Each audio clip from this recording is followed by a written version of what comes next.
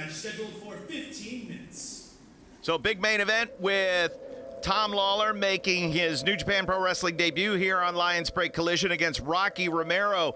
And obviously a week of debuts last week. We want to welcome you to another episode of Lions Break Collision.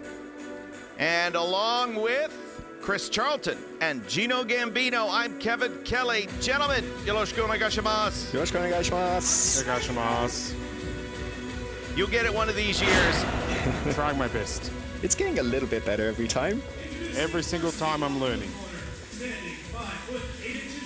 Oh, the very controversial Karl Fredericks, the tag team partner of Clark Connors. His tag team partner in the blue, standing 6 feet 1 inches tall, weighing in 220 pounds, the Alpha Wolf, Karl Fredericks. So Karl Fredericks will team with Clark Connors. There's a lot to talk about with that young man. You notice no longer in the Young Lion garb.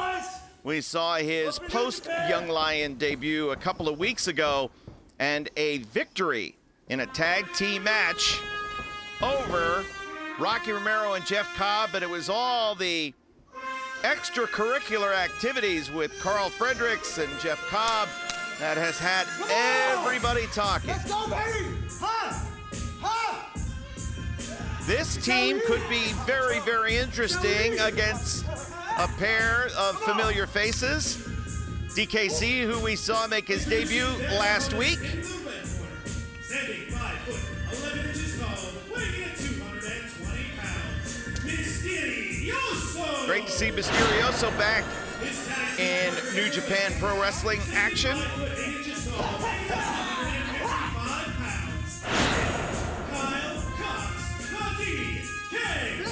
So the DKC and Misterioso against Clark Connors and Karl Fredericks. Misterioso, will he be the one to start? Will DKC start? It looks as if it will be, I'm interested to see, will it be Clark? Will it be Karl who, wants the ball in their hands when the bell rings? It'll be Karl Fredericks. Yeah, there's a little bit of ego there from Karl Fredericks. We've seen him ever since Week 1 on Lions Break Collision, sort of demanding, taking the lead, taking that spotlight. He wants his hands raised, and he wants to start every match, and he will against the DKC. Ring the bell! All right, the bell sounds, and here we go. Obviously, a very motivated Karl Fredericks was victorious, teaming with TJP. Pinned the shoulders of Rocky Romero to the mat, and from there, all sorts of controversy broke out. And, Gino, we were talking, of course, last week at great length. Have you had any time to reflect on that? You had some harsh critiques of Shibata, who obviously has had a major hand in shaping the athlete that we see now being backed off from the ropes from the referee. As I said to you, Kevin, tell me what Shibata's done in the last 3 years. Nothing. Oh, my God. And now Karl Fredericks has got his colors, got himself a new haircut and a new attitude, and I love it. Something tells me this kid's going to be special.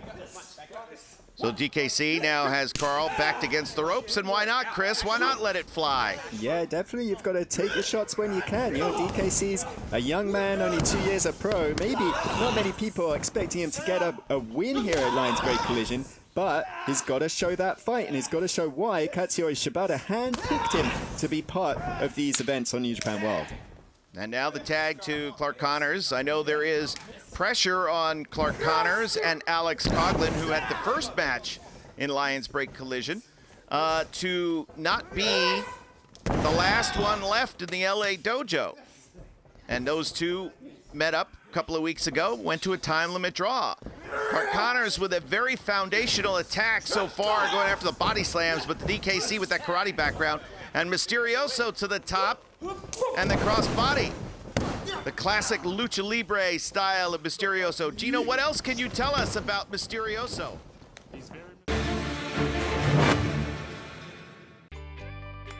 Hey gang, we got Gekiochi-kun from LAC! Gekiochi-kun? It's a magic sponge that can clean without soap! What? Really? That's pretty cool.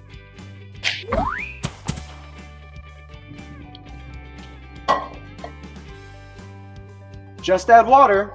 Stain coffee mugs? No problem. Grime on the sink? Grime was removed. That's pretty cool. And it works on glass. I can see my reflection in that thing. It's pretty cool. Let me show you the magic. My shoe. That is one clean shoe. That's super cool. We love Gambino!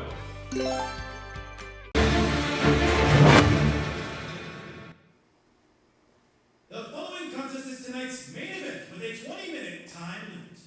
Main event time, and everybody is buzzing about this debut for Filthy Tom Lawlor. Oh, but the familiar strains of a lovely song, Gino.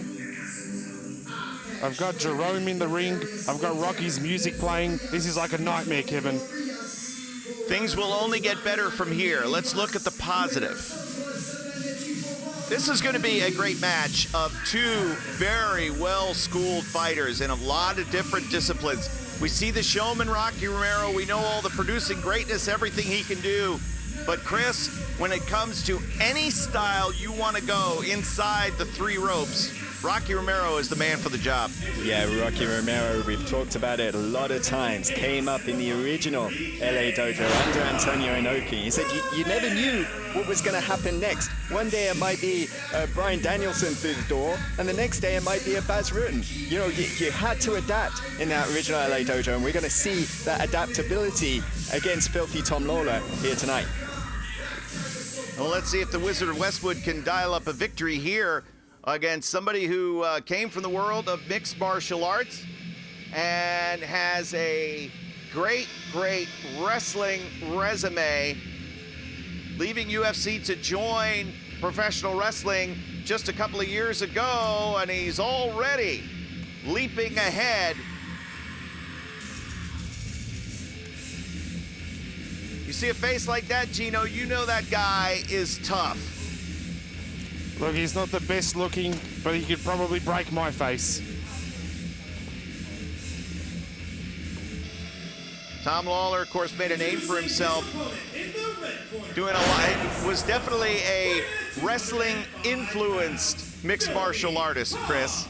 Yeah, absolutely. Long been a fan of professional wrestling, New Japan Pro Wrestling in particular. You always saw that in his spectacular entrances, in his walkouts, in his weigh-ins in the UFC. And so it's a natural transition for Tom Lawlor as he puts the mouth guard in. Where did he get that mouth guard from? That wasn't his pocket. From his trunks. Oh, God. So here we go. Underway, and immediately Lawlor circling in, trapping the legs, but up against the ropes. Rocky's got to be on the defensive at all times. But, you know, Gino, it is as great a fighting background as Lawlor does have.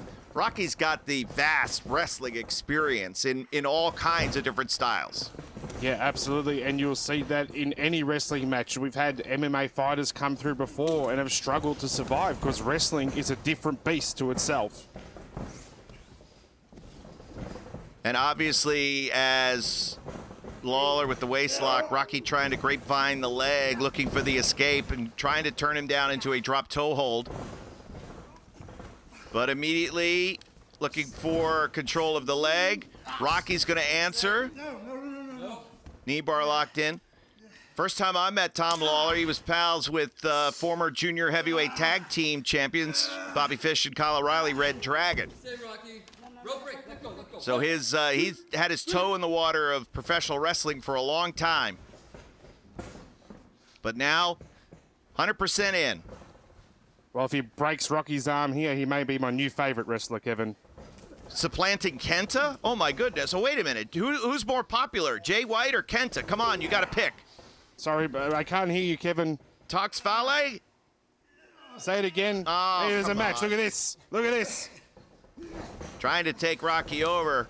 Real struggle here for control. You can tell both men, their defense is on point. Chris,